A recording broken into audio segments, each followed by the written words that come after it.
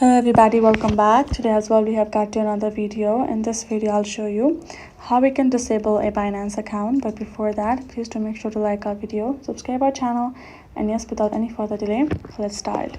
So for that, all you gotta do is simply open up your particular Binance app on your phone and tap on this option of profile icon given on top left corner, and from over here simply go ahead, tap on this user ID on top, which is hidden right over here, but you will find it on top. Go ahead, tap on it. Now once you have done that, this kind of interface gonna pop up for the account center. Now over here simply choose this option of security below the verifications.